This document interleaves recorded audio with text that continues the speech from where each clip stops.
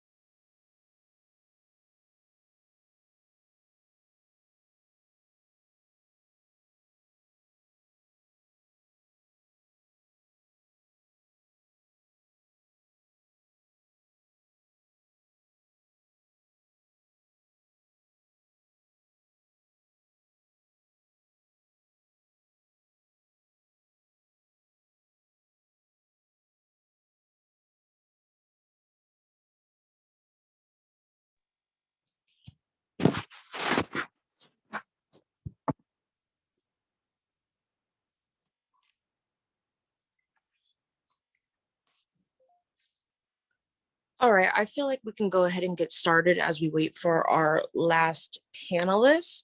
So my name is Renika, and I use she, her pronouns. I work for the EEC, and I will be moderating for y'all today. I'm gonna go ahead and let our panelists introduce themselves, and I will start with Raul. Yes, hello, glad to be here. My name is Raul Sanchez, he, him, his pronouns, and I am an assistant director of admissions for Whitworth University. Really glad to be here with you all. And Risha?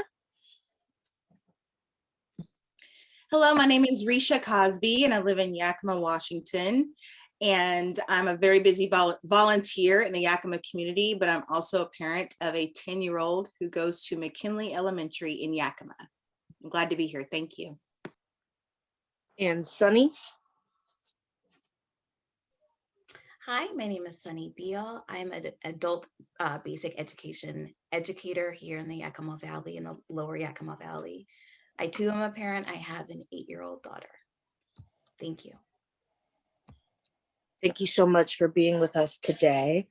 So to get started, I want to ask, what educational inequities are most severe that y'all are seeing in Eastern Washington school districts?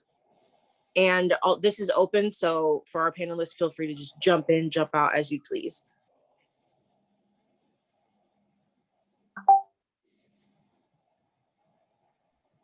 So I previously taught middle school and I teach adult basic education. It is catered to high school dropouts, students who have participated in alternative education and have either been kicked out or dropped out from those. So then they go on to try to get their GED and adult basic education.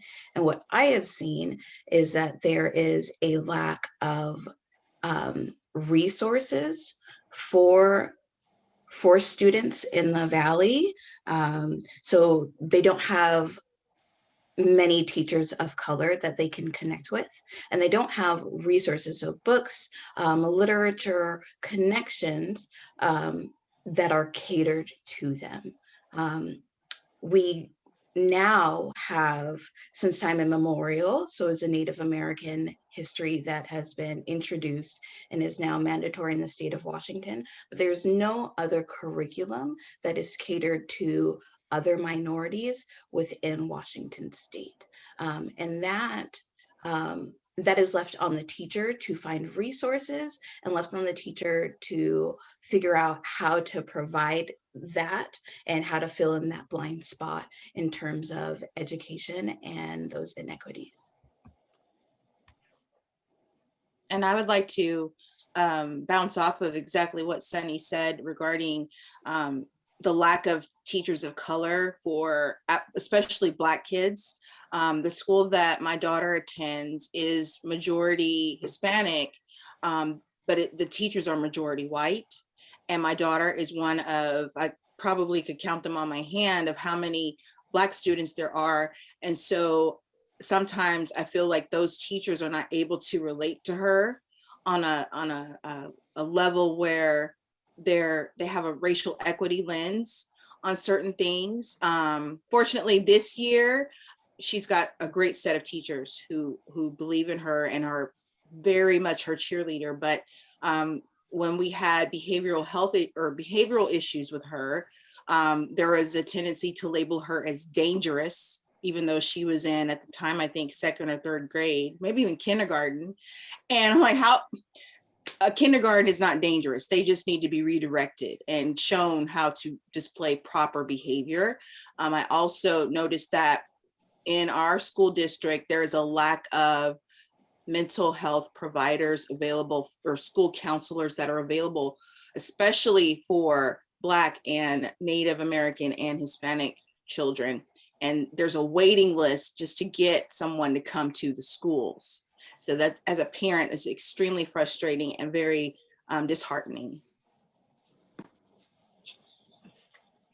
Some of my experiences that I've seen, at least within high schools and connecting with counselors and everything, is kind of the inequities with resources and support for students to explore different higher education opportunities, especially since a lot of the high schools in Eastern Washington tend to be really big, around 2,000 or more students.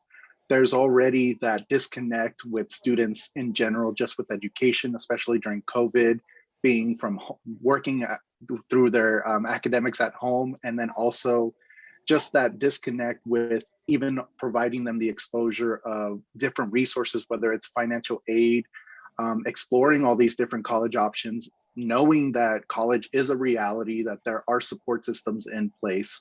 We're seeing a lot of disconnect, at least with students at this point in time, that when I connect with them, when they're not already connected to our university, for example, with communication, they aren't realizing, oh, I need to talk to a financial aid counselor about finances. I need to talk to the admissions counselor about, okay, what is the university going to do to help me? They don't know the questions to ask half the time, especially marginalized students, is what we're seeing that we need.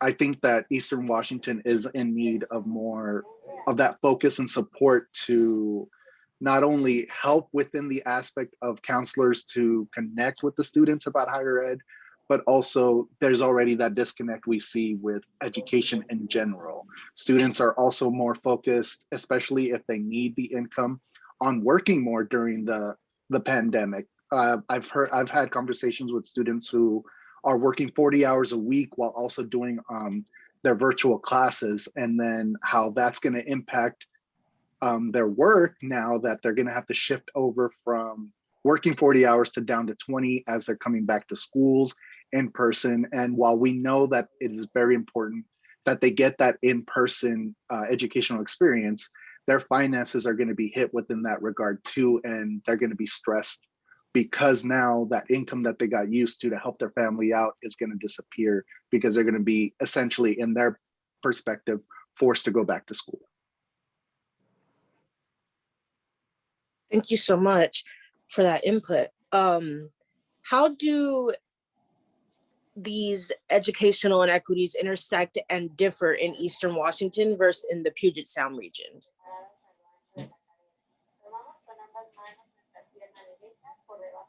So a couple of years ago, I was part of Diversity Sparks, which is a 3-day conference for teachers of color, and it was held in West.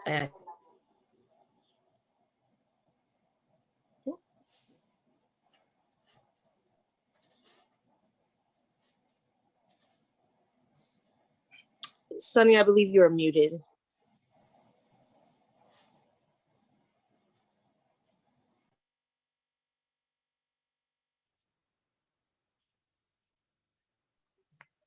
Sorry, it was automatically muting me. Apologies. That's okay.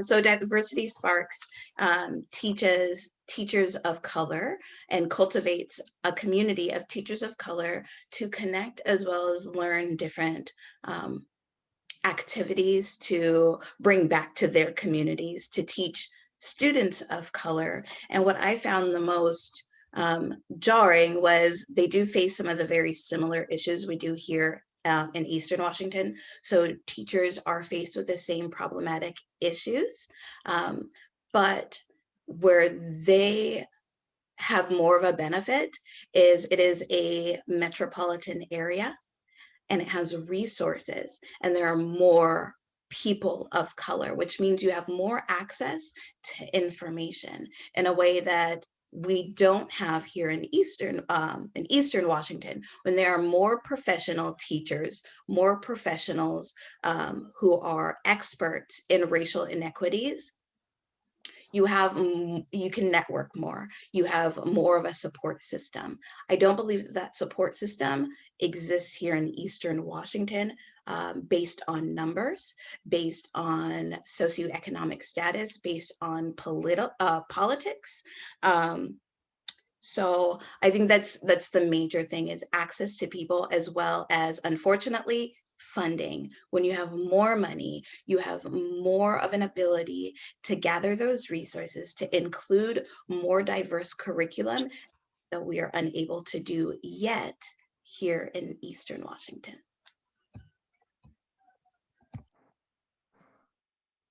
I've also noticed that over in the Puget Sound area and Western Washington, there are more opportunities for children to get bilingual and multilingual education. They have international public schools where they are being taught second and third languages. But in Eastern Washington, they are not given those opportunities. And a lot of it could be due to funding from extra property taxes that they have, but still, with the amount of wealth that is in Washington State, I really don't understand why the money is not distributed to Eastern Washington. I mean, continuing off of what Risha said, thank you. It's there is, I believe, only one or two schools in the Yakima area that do provide dual language.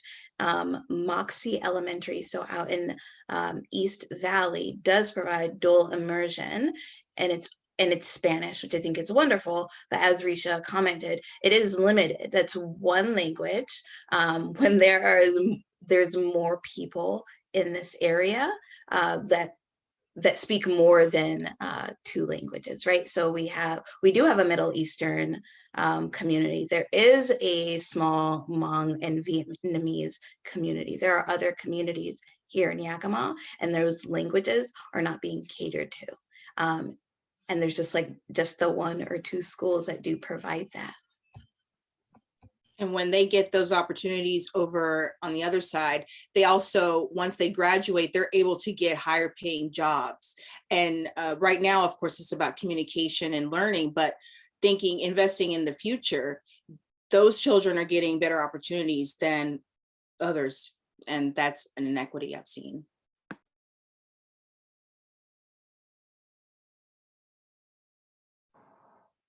Raul, do you have anything to add?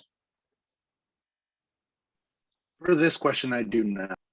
Okay, so I think bouncing off of some of the comments that Sunny and Risha made, when looking at providing resources, how can we increase the resources that students in majority BIPOC receive?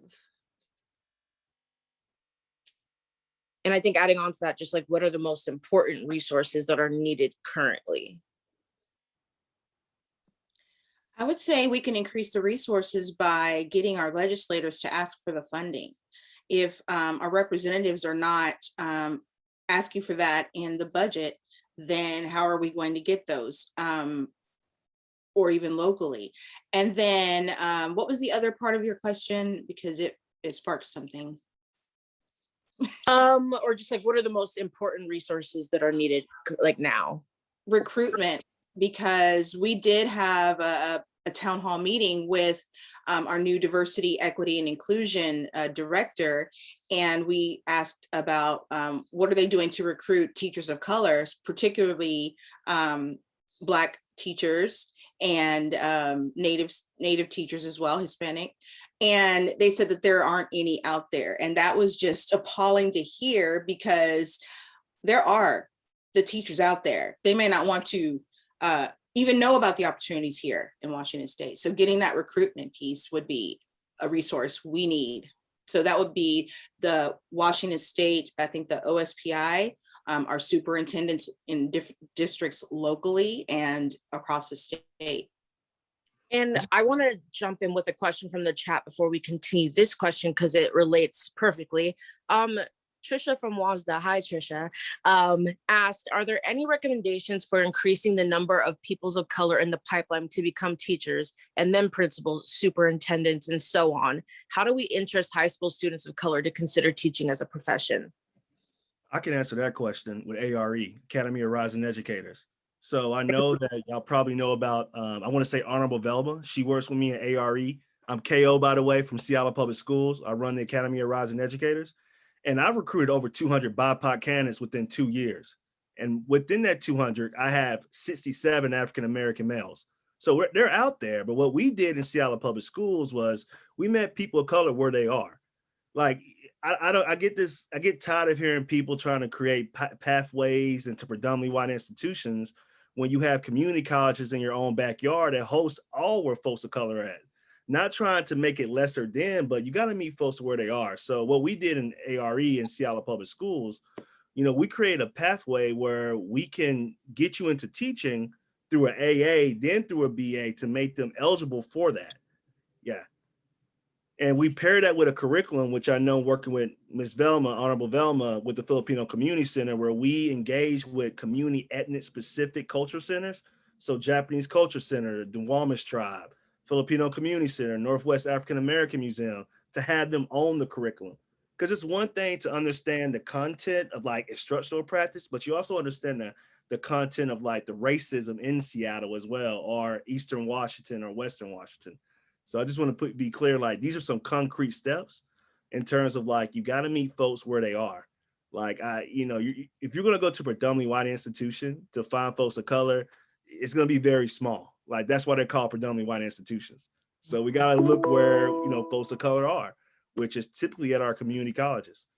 In state of Washington, I'm just saying, just speaking out of what I know based off what I'm doing with my work. It could be something different in Eastern Washington, but based off my sphere of my knowledge. So that's all I got to say. I don't want to take up too much space. So yeah. KO, what is the name of the program you were describing again? Yeah, Academy of Rising Educators, ARE. Okay. And I can put it, yeah. If you could put that in the chat, that would be awesome. Gotcha. Oh, Sharon did it, perfect. So a question from Sharon, our executive director, is what recommendations would you offer to create a pipeline for anti-racist white teachers to start helping revolutionize the culture of school buildings so that our BIPOC teachers aren't going to traumatizing buildings, having to carry the burden of ending racism themselves? Would you mind repeating that just one more time? Yeah, absolutely. I can do it. I can do it real quick. Okay, go ahead. I guess for me, I'm always concerned about white institutions putting the problem of ending racism on BIPOC teachers. and saying that, we have to create a pipeline of more BIPOC teachers, when the reality is that we also need a pipeline of white anti-racist teachers that can push the system to end institutionalized racism, right? Because racism benefits white folks, but it's white folks that need to end the system that benefits them, right? It's a lot for all of us to try to end a system that's oppressive to us. So I guess my question is, yes, I want more BIPOC folks in teaching and administration, but how do we push our white folks to become anti-racist abolitionists? An answer that came to mind was committee, but that's sort of like the easy answer of like, oh, let's just create a committee. But there should be a white committee of, of allies, accomplices who are seeking to change things within their school districts, within their schools. We have inclusive committees, and we have, African American student councils and all this, but we also need to see action from non-POCs taking a stand within their educational system, within their schools, within their system. Because it does get exhausting, it does get overwhelming, it does get disheartening for people of color to continue to have to do the work. And then they have to teach people how to work, and then teach them how to teach other people how to do the work. And it's an endless cycle of people of color holding the baton, right? There's nobody to pass it to. So white people should really take the initiative to create something of their own that says, okay, I am here, I'm an ally, I am an accomplice, and I'm going to do the work, and I'm going to teach my fellow people how to do this work as well, so that we can hand the baton off and they can finish the race. And another thing that can be done is teaching that in the college level. I took early childhood education classes, and there was nothing about teaching white teachers how to do their curriculum, do their training, or teaching the children through a racial equity lens. And when you're talking about universities, they're getting the stock standard classes, but there's nothing that deliberately gets to that root of the problem. Because if you are sending people out without the education, then we can't expect them to show up in our children's elementary schools and middle schools knowing how to be able to not give that burden to teachers of color. And I want to add on to, no, go for it. I've already spoken. I want to add to what Risha said about the programs for higher education for teachers. The thing I've had colleagues who have gone through the education program, the curriculum and all that stuff. And one of the things they do is they take a 5-credit diversity course.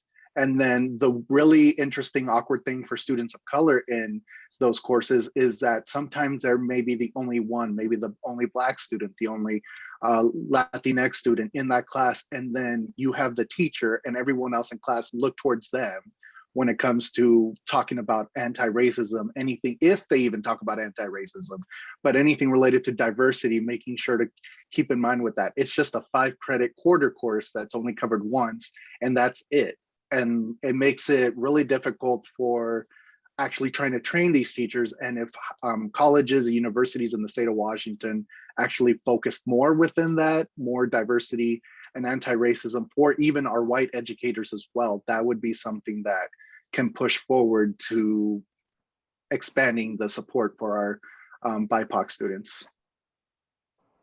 I wanted to sort of like pivot back and jump off of what, is it Raul or Raul? Raul. Raul, sorry, I didn't want to mispronounce it. So, and what Raul was stating is, I did get my master's in teaching here in the Valley, on Eastern Washington. I got at Heritage University, and they really did try their best to be inclusive. But we had, I think, 2 teachers of color. We had one Black teacher and one Native American teacher who was only there for for a summer course, I believe. So in terms of representation, we had I believe 5 white middle-aged women, and then 2 teachers of color. And they were all really kind, really inclusive and doing their best, but it's not quite enough when you're trying to teach inclusion and diversity and we're not seeing that represented, right?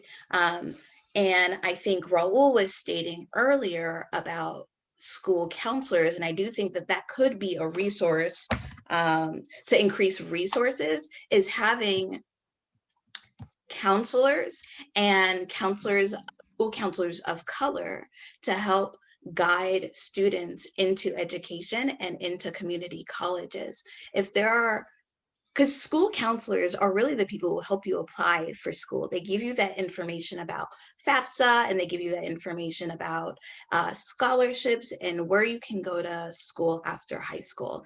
And if our counselors are not inclusive, if our counselors do not understand diversity, do not understand equity, then students are not going to get that information for their future either. So like having counselors of color and counselors with that background and with those resources would be highly beneficial to students in the high school level and in the college level. Thank you so much, Sunny, for bringing us back to resources. I was going to take a couple steps back and provide space for if Risha or Raul would like to speak on any like resources that would be key, especially right now during this pandemic, during just all these uncertainties with the education system.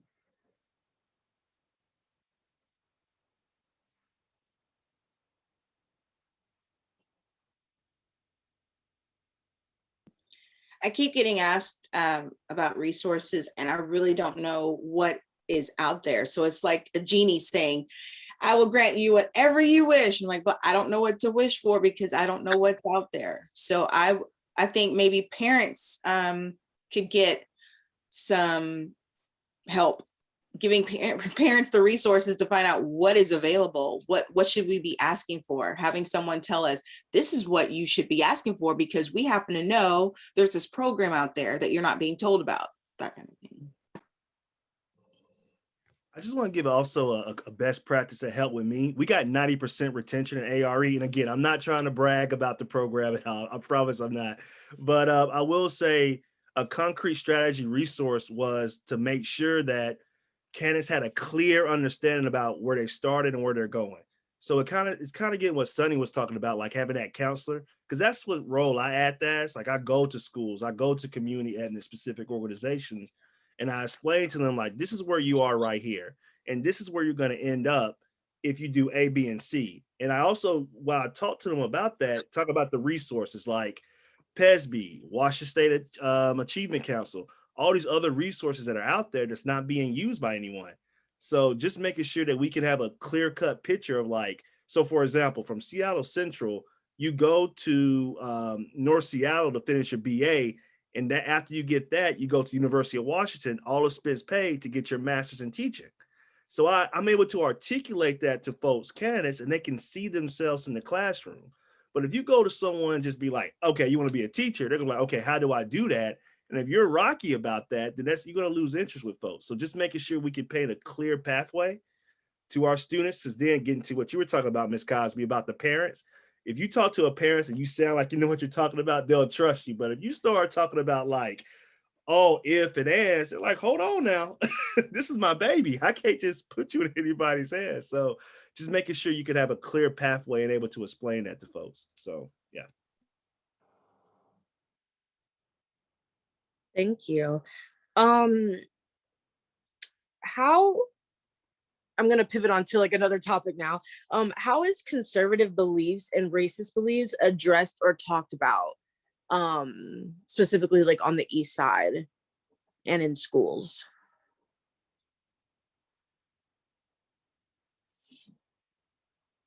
Ooh, you don't want to know.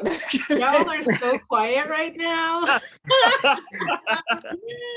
So where we live in Central Washington, there is the well, when you say conservative, are you talking politically conservative, or because I don't want to bring up a can of worms and then you're like, I wasn't talking about that, Risha. I'll let Sharon answer that. Okay.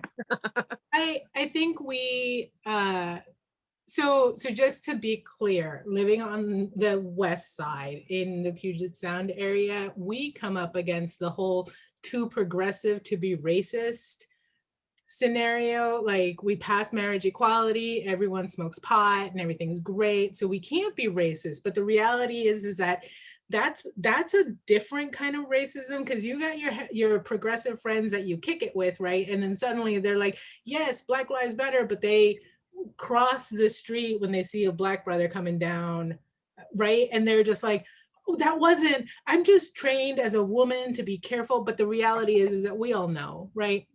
And everybody here has a Black friend, but they never have these conversations. They don't have real talk. So I think we on the west side of the state are often told that there are no progressive folks on the east side, that the east side is just, a bunch of redneck, Trump loving, Liberty, New State, 51 kind of thing. Like for us, the narrative here on the west side is that you gotta walk around with papers that people are just gonna like start hunting you down and stuff. And I know that that's not the case, but or maybe it is the case. I don't know. Like, I know that I have some really, really progressive friends that just have real talk around racism.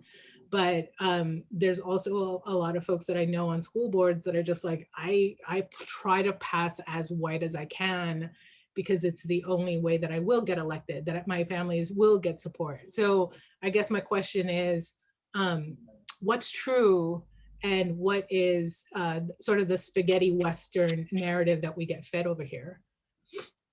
I will say that the spaghetti Western narrative is true in a lot of pockets, but there are pockets of progressive people. But we did have a teacher, not in the Yakima school district, but a close one. I won't mention their name, but they actually wrote the N-word on their chalkboard in class. It made national news. You may have heard about that.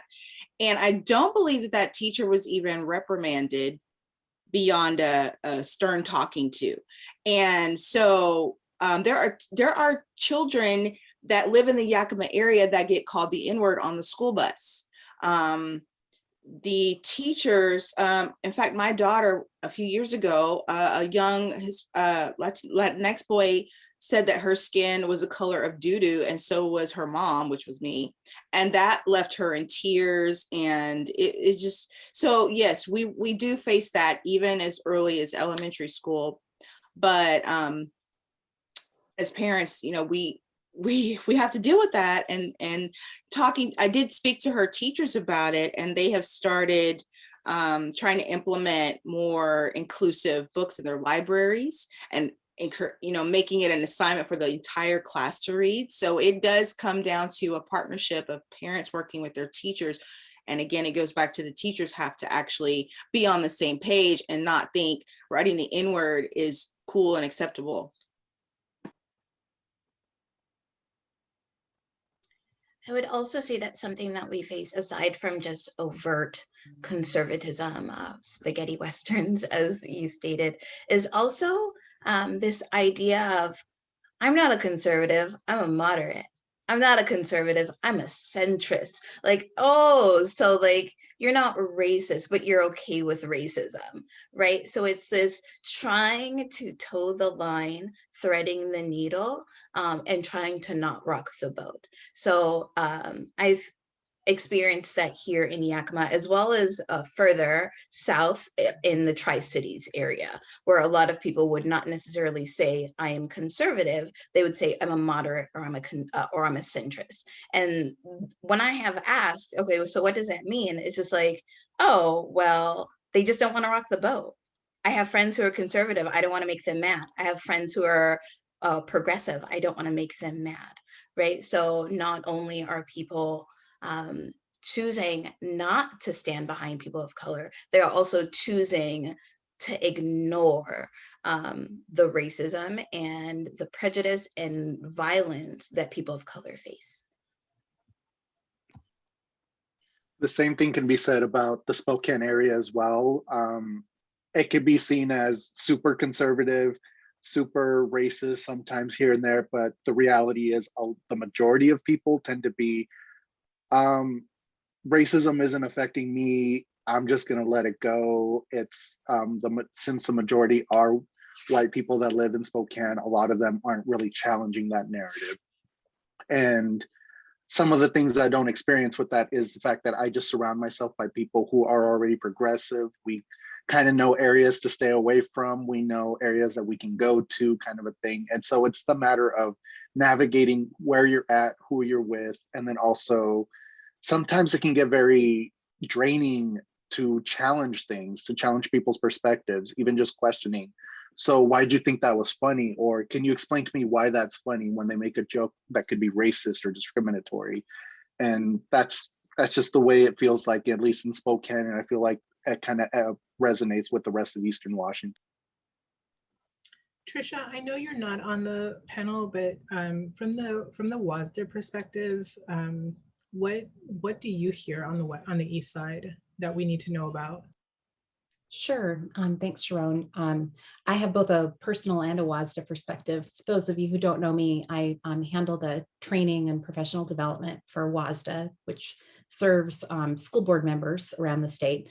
I also live in Central Washington. I've lived in Eastern Washington my entire life. I live in Quincy, and I'm also on the Quincy School Board. So I wear a few different hats and see from all of those different perspectives. You all, Raul and Sharon, you both talked about sort of assumptions that people make. And there are a lot of assumptions and they cut both ways. There are a lot of assumptions that people who don't know me in this area or in Eastern Washington make about what my beliefs might be until they start telling me what their beliefs are and I correct them about what my beliefs are. And also as an Eastern Washington resident, it hurts to hear people talk about Eastern Washington residents as basically being deplorables that aren't worthy of providing education to and new ways of thinking. Even our own organization, we only have our equity conference in Western Washington. And I've continually said, Eastern Washington needs to have more equity conferences and more opportunities to learn. How can you expect people to learn and broaden their perspectives if we don't provide that feedback? Just one other thing I'll mention, in my role as a school board member, Quincy was the first, and I think still only Eastern Washington School Board to adopt a racial equity policy, specifically called out race. Yakima School District has an equity policy, but it doesn't specifically call out race in the title. And our board unanimously passed that, and we are mostly white. The one person who really pushed back about it was actually a Hispanic woman. And I tried to understand, really spent some time talking with her and just went to coffee and had some time to talk about her. And she said, you know, you don't understand. The only way to get by around here is to keep my head down and not talk about racism. And that was a really big learning experience for me. And I realized that I need to be having those conversations more often. Thanks, Sharon. Thanks, Trisha. Oh, sorry, Renika, go ahead. Okay. So I want to pivot the conversation forward and ask, how do you prioritize marginalized communities in Eastern Washington?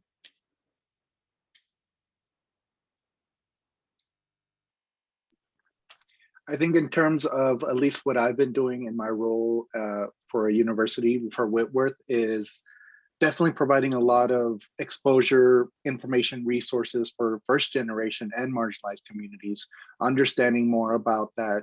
Universities, not just like Whitworth, but other universities as well, provide like resources of diversity, equity, and inclusion, different offices, lounges, whatever that may be, to help bring students up, trying to even expose the aspect of, ask a lot of questions. You don't know what you don't know, kind of a thing. Especially, we know funding is a thing as well. I wish we had unlimited resources we all wish we had unlimited resources to help students, but a lot of it has to do, like, we can provide up to full tuition for a lot of students with College Bound scholarship, but at the same time, we're not able to meet the housing and meal plans. We do what we can to prioritize our funding, but usually it's never enough for some students, especially, when it comes to the full cost of going to university. And so with that, we prioritize where we can, expose where we can, and help them figure out what schools they ultimately can go to or will go to that can actually provide them support. And so that's kind of where my aspect or perspective has been.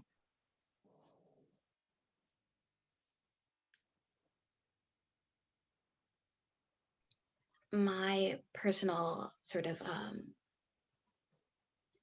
I don't know, my personal way of functioning is having a macro cause and then doing things on the micro level. So I care about racial equity. So I'm not going to go out and tell everybody personally. That's a struggle for me, but I will start with the people that I know. I will start with my friends. I will start with my students, people that I interact with on a daily basis.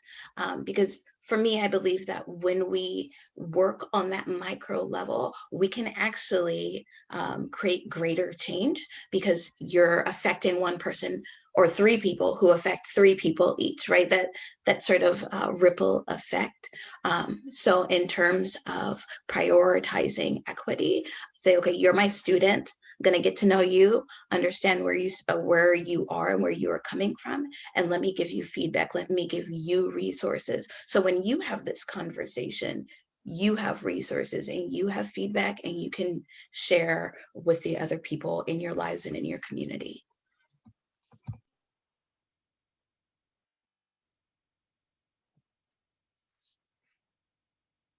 And did you want to add anything to this, Risha? I have nothing to add on that one. Okay, I just wanted to make sure before I move forward. Thank you. So how do we ensure that our BIPOC students are not deemed difficult and suspended consistently or placed in special needs courses?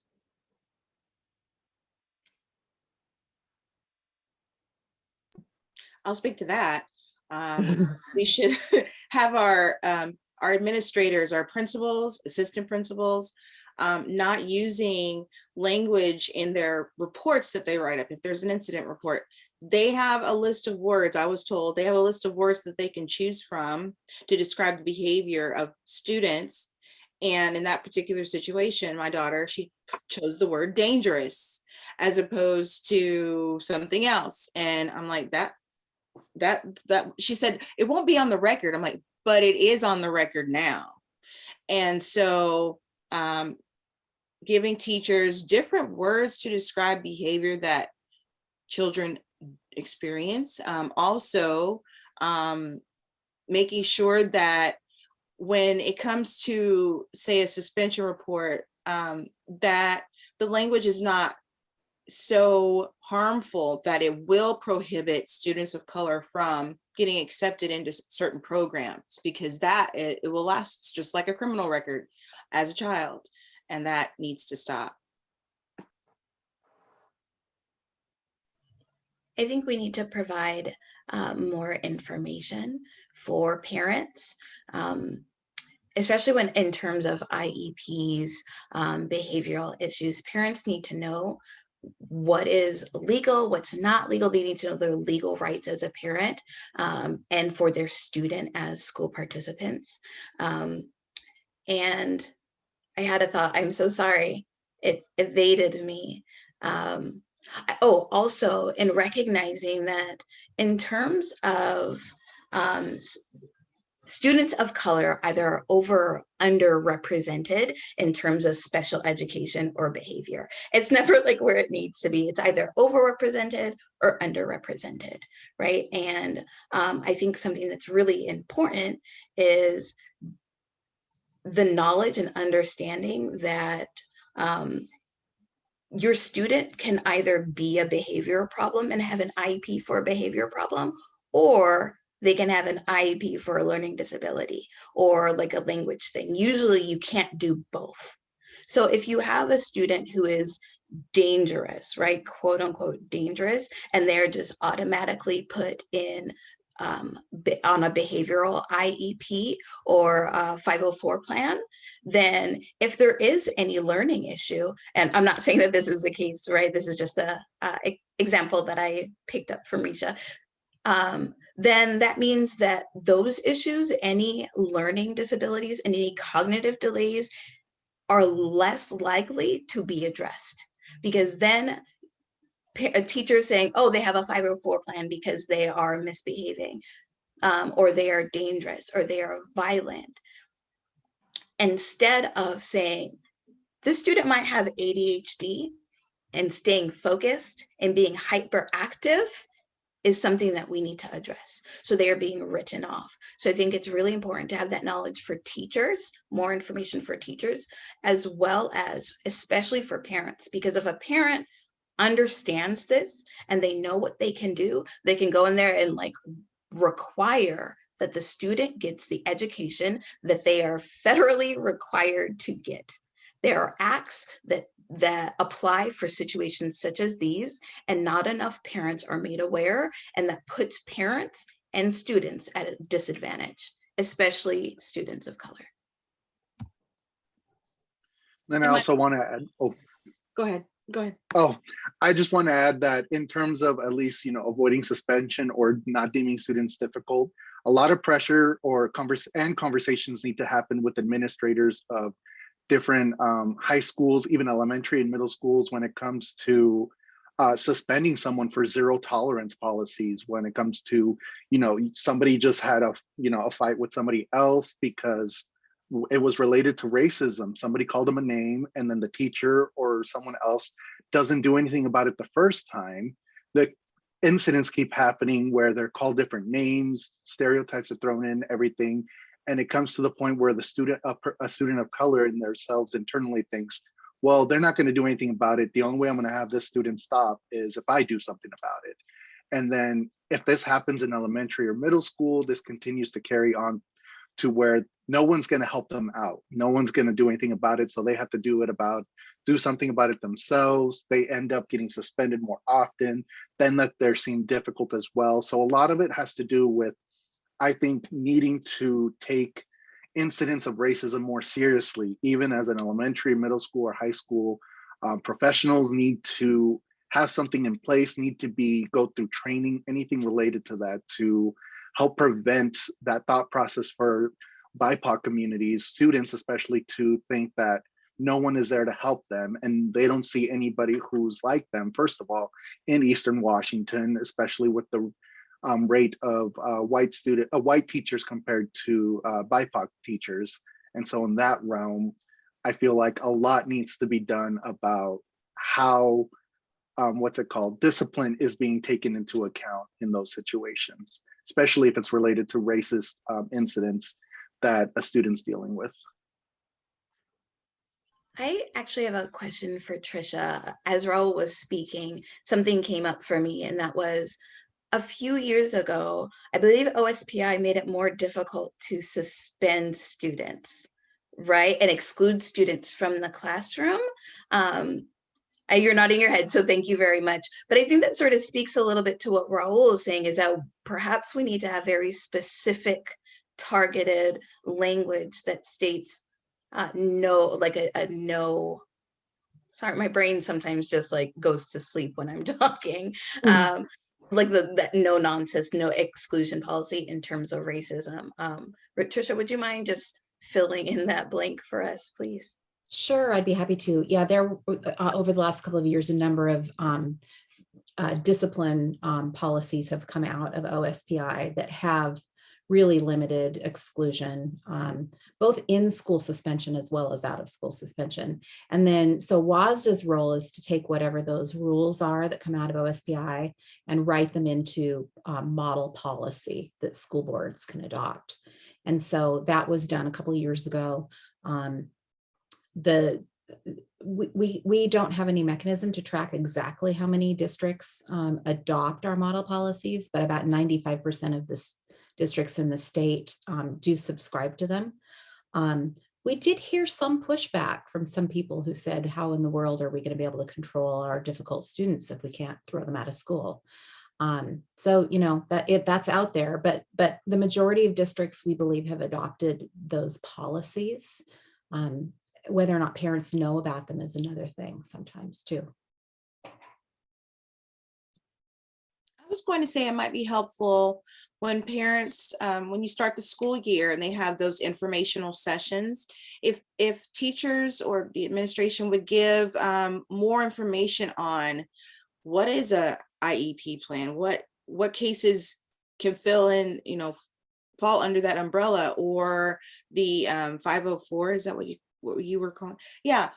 So getting more information about that, because I actually had the administration talk to me about that, and my eyes just glazed over. I'm like, I don't understand, but because they're talking about behavioral plans, but then I'm like, well, how does that even work? Because they said, oh, it's a special ed. And so coming from the old school, I don't understand what special ed means to them. And so having more explanations and more information at the beginning of the year for parents would be a very big help. And I'm not just talking pamphlets. I mean, someone physically sitting in front of parents and telling them. And to add on to that, yeah, definitely to normalize the access for IEPs and 504s, that it's okay for students to have this. It's not necessarily connected to negativity or that there's something wrong with the student. It's just there's going to be more support they need, and that's okay. So a question in the chat that we have from one of our team members, Noah Loney, is if a policy was to be created for mental health of students, and especially BIPOC students, now that they are returning back to school, what piece would you like to see added, addressed, or outlined as ways of approaching and addressing mental health from K through 12 specifically? And if you have anything about higher ed, that's also great. 100% secondary trauma and historical trauma, 100%. Students are seeing, excuse this language, but it is known colloquially as trauma porn. So seeing people of color being killed by police officers or otherwise, seeing that over and over again on social media, seeing that over and over again on the news, hearing your family talk about it, hear your community talk about it, you're seeing protests. This has a mental health effect on our students, 100% without a doubt. And there's no way to really get away from it. So it needs to be addressed in a mental health setting. I do know, like, I know that I participate in therapy. I have friends who participate in therapy. And some of the feedback that we get from our therapists is don't watch it. Don't get on social media, right? And although I think that's beneficial as an adult because I can step away and I can like pick up the phone and call someone, right? Our students, social media is the way that they communicate. Any type of messaging is a text to them. They use TikTok, they use Snapchat, they use Instagram, they use other things that I don't even know, but there needs to be a way for our students to address the historical trauma that they are experiencing and the trauma porn and the secondary trauma, because every time a person of color sees someone murdered, it hurts. Every single time. And it is no different for our younger students. Just because, you know, they're younger, which means they have less experience with it and they have a less exposure to it. And as the more we get exposed, you know, we get some conditioning to it. So as adults, if it hurts this much as an adult, imagine how much it hurts for a child. Because sorry, excuse me, but they don't have the same reference, right? We have Rodney King. They don't have that, right? So they don't have that frame of reference, and the pain just continues. So excuse me for my ramble, all that to say historical trauma and secondary trauma. Thank you.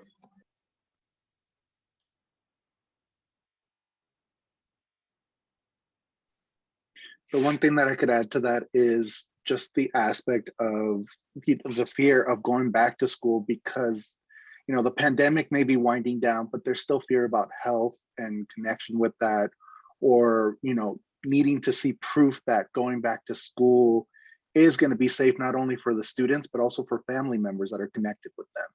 And so making sure that any policies or anything address that, being able to provide proof, whether it's statistics, conversations, connections with anything, letting them know that it's going to be safe to go back to school. Things have been put into place outlining actual safety standards and making sure there's accountability with the safety standards as well.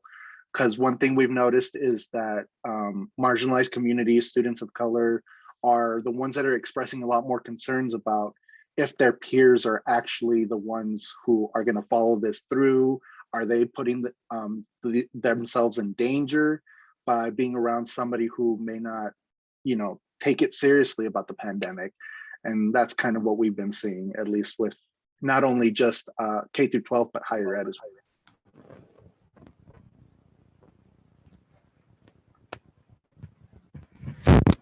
Thank you.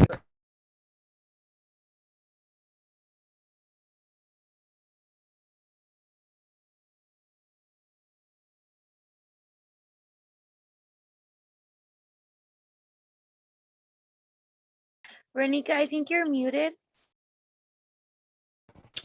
I was, thank you. Sorry, I was gonna say another question that I wanted to address in the chat from Noloni was just about is ethnic studies a part of the curriculum in schools? Are you seeing schools in Eastern Washington starting to change their curriculum at all?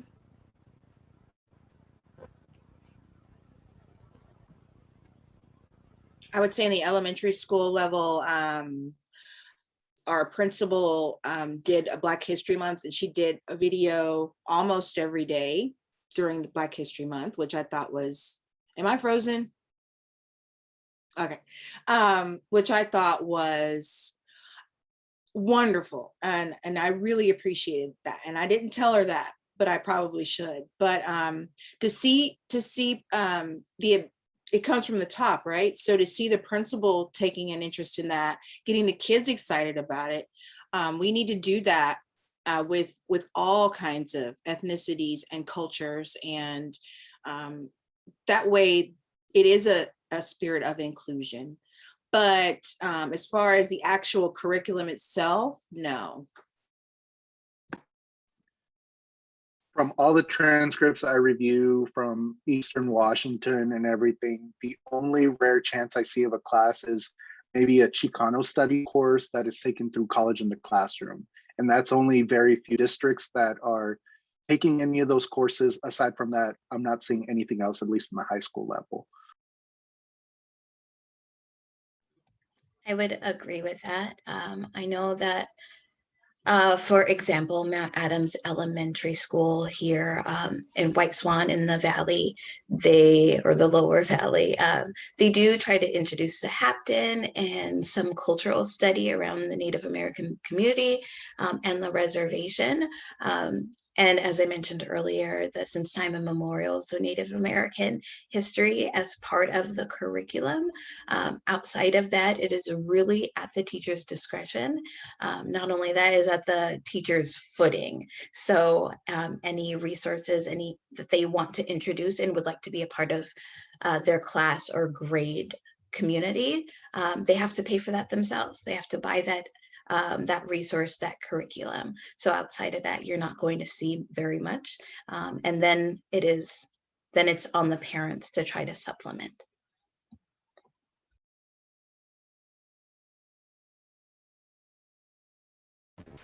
Thank you, Sunny. I wanted to this conversation is going left, right, up, down, but we have a lot of questions. So I apologize if we're jumping all over the place. A question from Velma was, besides going to a four-year college, are there apprenticeship programs such as construction or electricians that are being introduced and in schools to students? From my perspective of different conversations I've had, different college fairs and everything like that, the one school that it comes to mind is Perry Tech, that provides a lot of different of those, what's it called, careers and opportunities. And so there is that exposure, at least from what I'm seeing in Eastern Washington.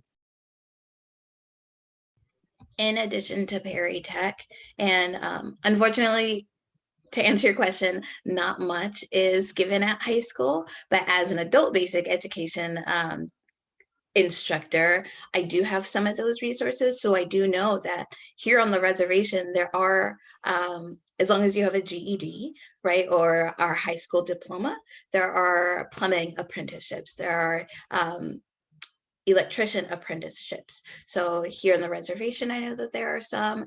At the casino, there are some as well. So there are some that are available.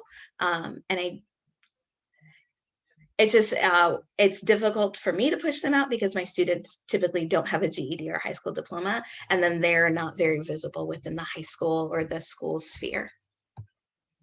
But there are some really great opportunities. Could you imagine straight out of high school, you go to become an electrician and you're making a lot of money in a really great job? I wish that more of our high schools would offer those kinds of things. Here in the Yakima School District, we do, or the Yakima area, we do have YV Tech, which teaches students about video, radio, communications. But it would be, I remember when I was in school, they had welding, they had home economics, I went to cosmetology. So I took 4 years through high school. And if everything had worked out well, I would have been able to graduate and get my cosmetology degree. So that was a trade or an apprenticeship that I was learning in high school. And I wish that there was a way we could incorporate that into our high schools or even middle school.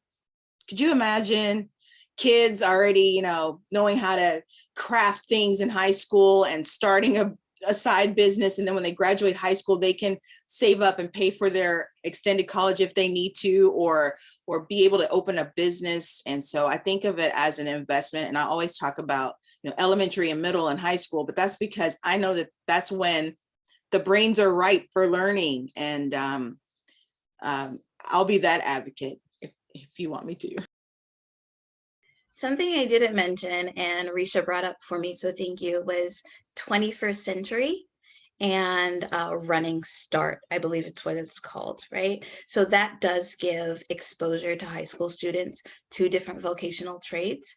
And 21st Century is really wonderful because they get really great funding for extracurriculars. So one of the 21st Century programs that I was in the same building at in Toppenish had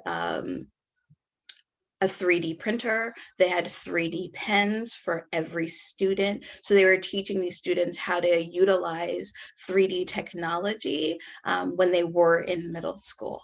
So depending on the program, there is exposure there. It's just not pipelined. I know we use that word a couple of times, but it's not pipelined. It's not streamed where that knowledge is carried throughout their school career. And if there were a system in place that allowed middle schoolers who know how to use a 3D printer to get into, if they want, engineering or architecture program in college, that would be amazing. Or if they want to learn CNA or NAC is what it's called here in Washington. So the like a certified nursing assistant.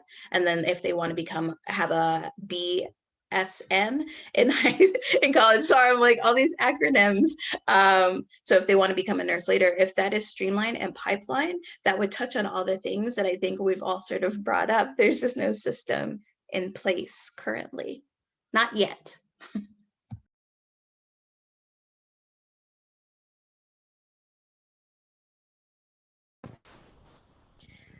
So, talking about apprenticeships and different professions, what type of professionals do businesses need in Eastern Washington?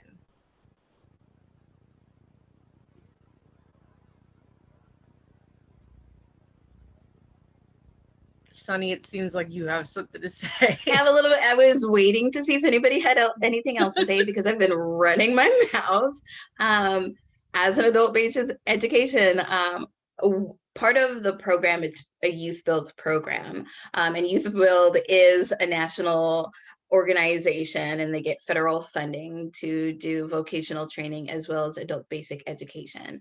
So we see that construction is needed, as well as people in the medical field, especially now. We need even more people in the medical field.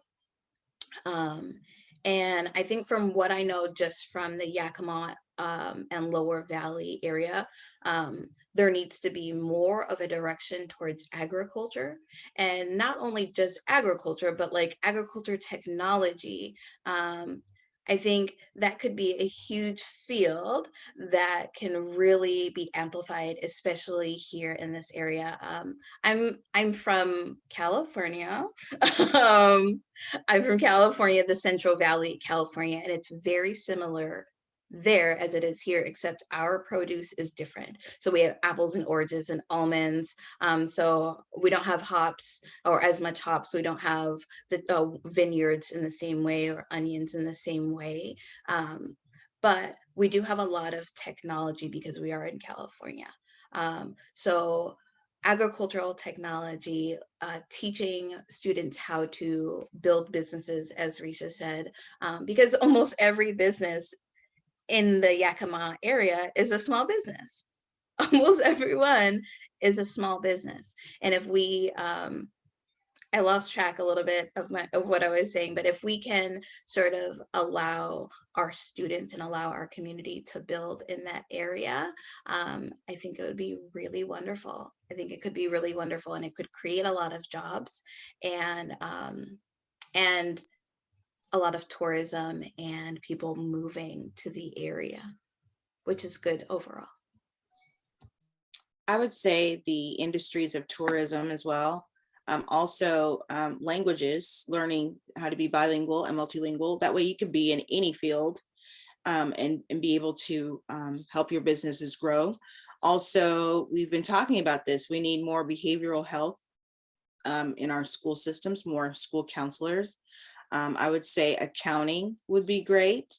Even cosmetology, for instance, there is not a black hairstyle or black salon in the entire Central Washington area. We have to go to Seattle or Tri-Cities or ask our friend up the street, do you know how to braid hair?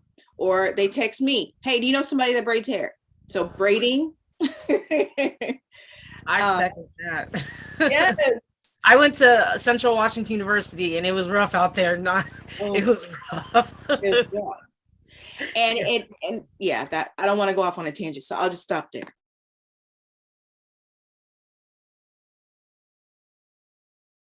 Risha won't go on a tangent, but I will. So the one thing I did want to sort of add a little bit, in addition to agriculture technology, I would say technology generally. I heard, I went to the Verizon store the other day and they were talking about Bitcoin. And I was like, you have no idea how rare it is to just hear people talking about Bitcoin on your everyday.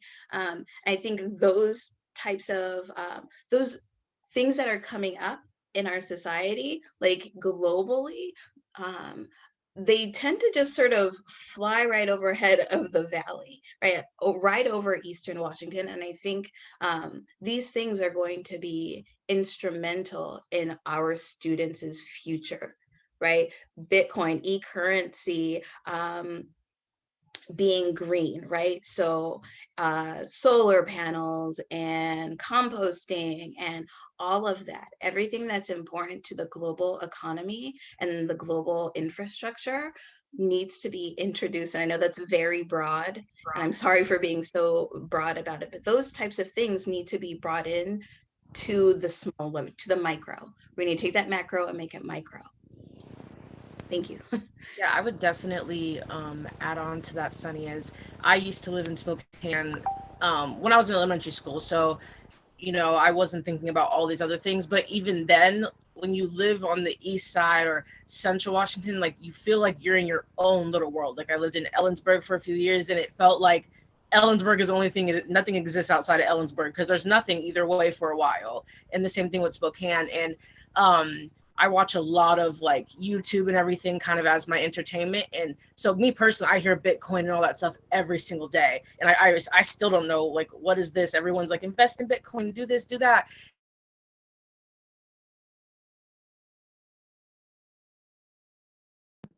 You got muted. You lost your sound.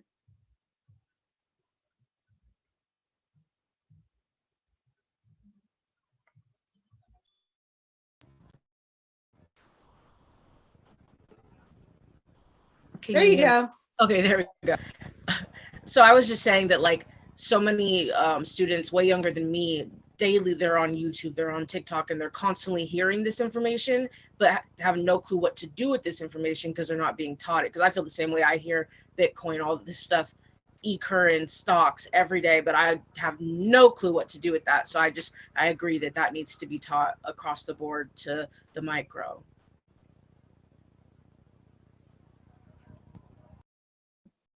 Yes, we need more hedge fund managers and stock advice, financial advisors, and financial planners as well.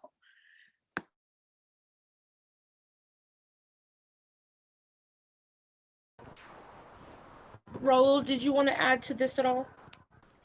I don't have anything to add to this. Okay. So I wanted to open it up to panelists and to folks on this call. If anybody has any questions, please feel free to speak up and ask your questions. If you have any thoughts, opinions, now is the time to do so.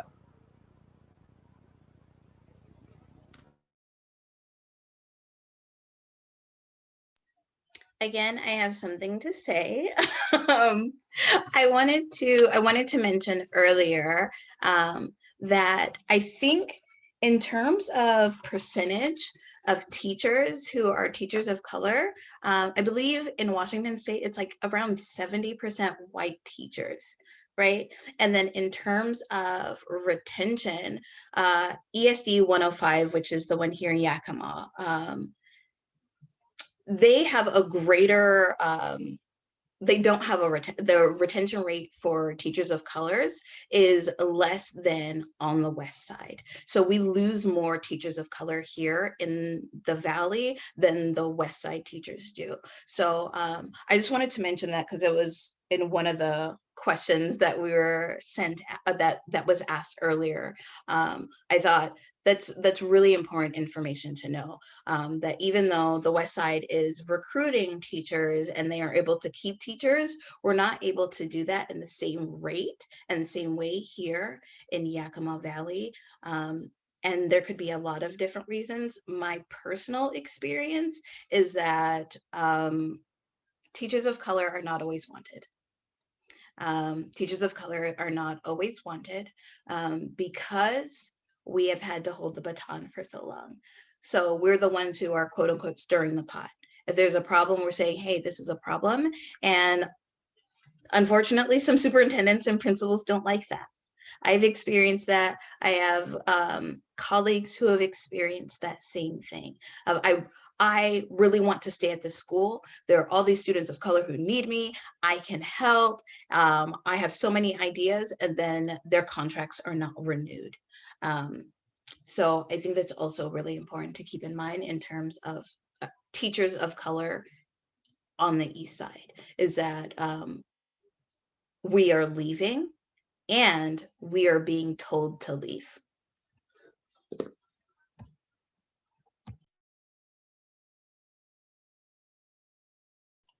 I'd like to add a comment if I might.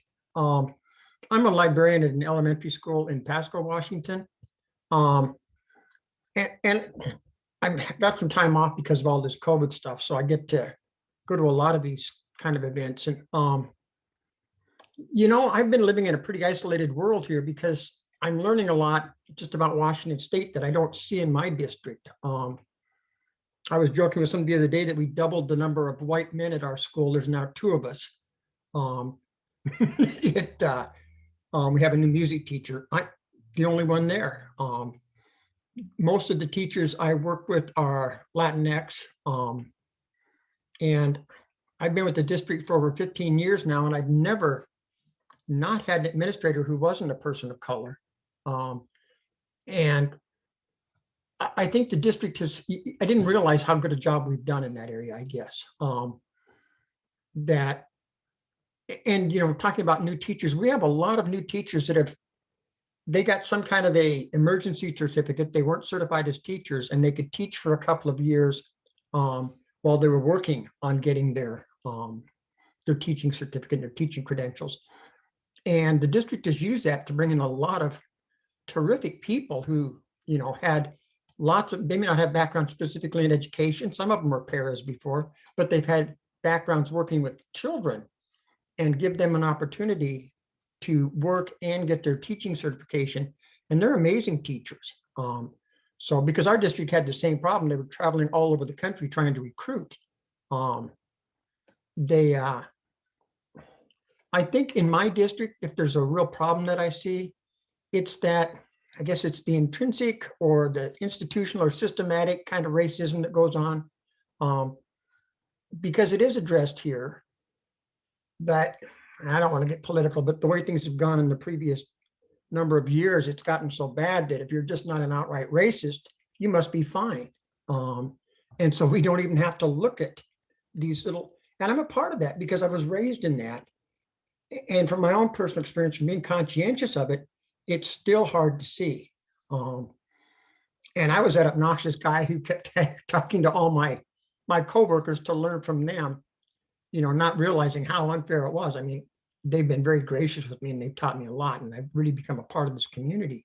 But there's still more to be done. It's so subtle little things that, and people don't ask for help or don't work on it because they don't see it. You know, you don't know sometimes what you don't know. And I think it's kind of on districts to help make that aware. You know, the district needs to step up and say, these are things that need to be addressed. The systematic racism that's built part of it. You know, I'm also, the school I'm at, we use the system PBIS, problem behavior intervention strategies. You know, and they're really finally starting to focus a lot more on social emotional learning. Recognizing that our kids don't come to school and they don't wake up in the morning going, what can I do to mess with my teacher? You know, these are the way they behave are skills that probably work for them outside the classroom. They don't work here. We need to teach them how to function in a classroom if they don't know. Their behavior problems are just a lack of knowledge. They don't know how to get their needs met, and they're doing the best we can. But I do appreciate this kind of stuff. You know, these are my students we're talking about. I've become real close with these families. You know, I'm invited to quinceañeras and birthday parties and christenings, and I now actually work with teachers who were former students. I always joke with them that you got stories, but I got pictures. What happened at middle school stays at middle school. And but I think it needs, that's my concern, is how do we address this subtle institutional racism that even in a district like mine, that is probably, I would guess as a district, we're pretty close to majority of people of color for teachers. But, and I think sometimes, you know, they get caught in it too. They learned in this the same society I did. So how do we all address those subtle things? That's the hard part, you know. The true racists out there, they know to keep their mouth shut. You know, they just don't say anything. And I think for so many people now, because that's become so blatant, that as long as you're not that, you must be great. And there's still a lot more work to do. So anyway, I've kind of rambled on. Thanks. Doug, I actually have a question for you. Are you aware that Pasco School District is the minority school in the Tri-Cities? Like, that's the brown kid school. Oh, yes, yes. Right. And so like, even within the Tri-Cities community, I'm not like bringing you down. I just No. want to like sort of bring that awareness that, that even in Tri-Cities, like Pasco is a Yeah. brown kid school, right? Whereas Yes. Richland is a white kid school, and Mhm. Kennewick's sort of like the kind of in the middle, kind of poor-ish. Like it depends on like where you are, Yeah. right? Like, so I think even in terms of our communities and broken Mhm. into our school districts, one way to help is to like look at it like, okay, what does Tri-Cities actually look like? Yeah, Pasco is doing a pretty good job. I have friends who work at Pasco School District, and they like always try to recruit me and any teacher of color, right? Yeah. And they love it, and they have French, they have Spanish, they have German, they have all these different languages as well. But none of them would drop their jobs in Pasco to go work for Richland. None I of won't my work for brown Richland or- friends No. would go work at Richland. I wouldn't work in Richland or Kennewick either, and you're right. And actually, back in the 60s, the president of the NAACP for Washington State called the Tri-Cities the Birmingham of the Pacific Northwest. And there's good reasons why we have that reputation. I grew up in Walla Walla, just down the road from here.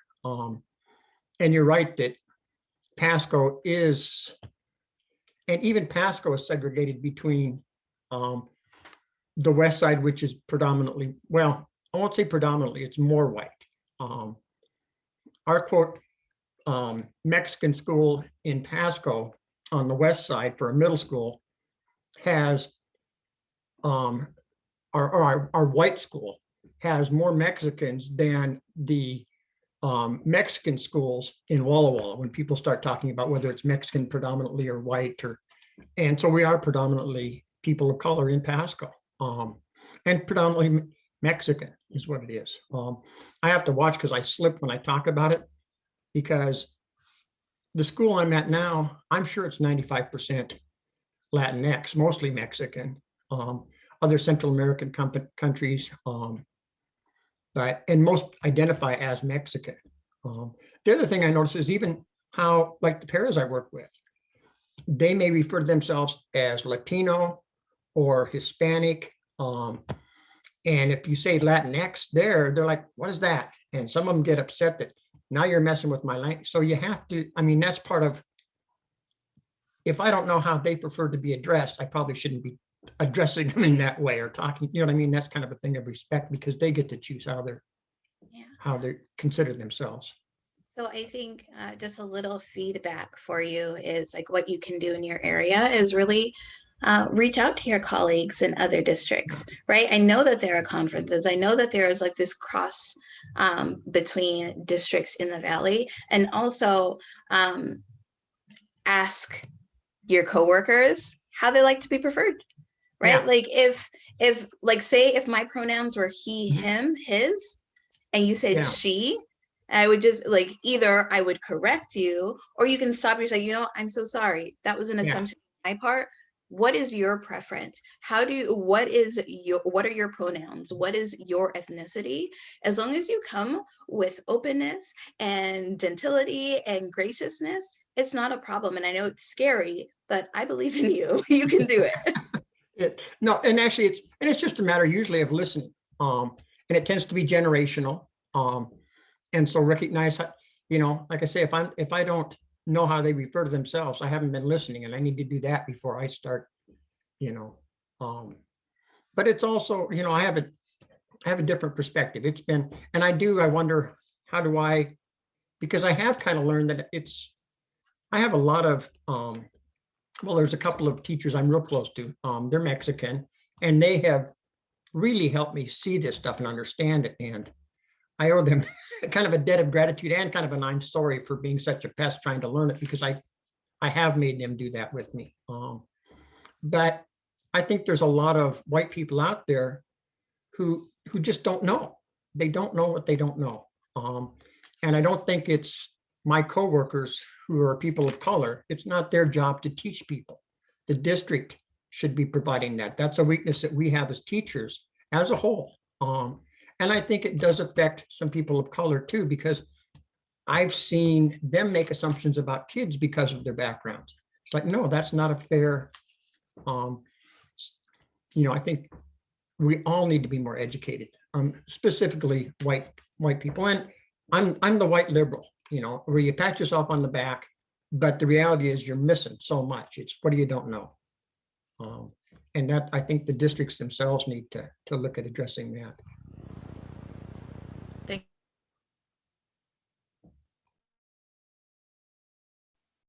We lost your audio again. Yeah, I'll stop there. I've kind of rambled on. I really do appreciate this. This has been a real opportunity just to hear some things and kind of learn.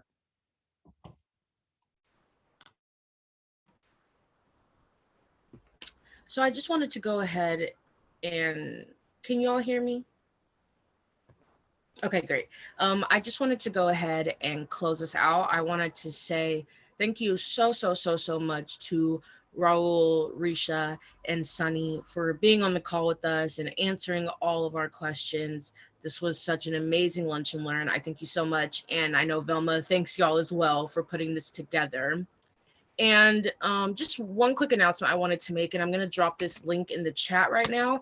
The Equity in Education Coalition has our Decolonizing Education Conference coming up this fall, November 3rd through the 5th.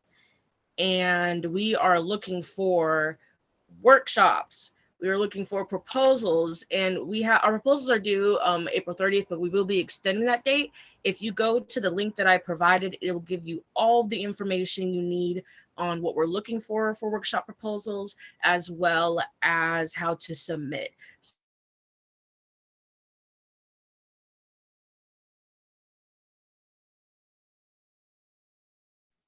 Thank you so much for having me, and thank you for letting me ramble. When I rambled, I really appreciate it. Yes, I wanted to say thank you as well. And I hope just one thing I said was able to resonate and to help someone, an educator or someone on the panel that I have learned a lot myself just from listening. So thank you. And thank you for having me here as well. Really appreciated everything, especially our two other panelists. Really learned a lot from both of you and appreciate all you've shared. I know, Sunny, you said you felt like you rambled, but all of it resonated with me as well. So really appreciated it. Yes, thank you so much. And I'm not sure, my Zoom is cutting in and out. If anybody heard my announcement about the conference and the workshop proposals. Okay, perfect. Just making sure, because over here we're lagging.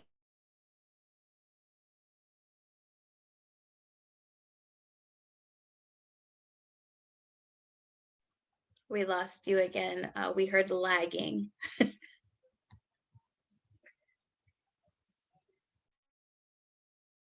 I did have a question. So after this is over, where will we be able to see the playback of this event? We will post it onto our YouTube channel. And we can send that link out. Mm-hmm. Thank you. And thank you so much for asking me to be a part of this. I appreciate it. Thank you. For even putting the call out. No, thank you.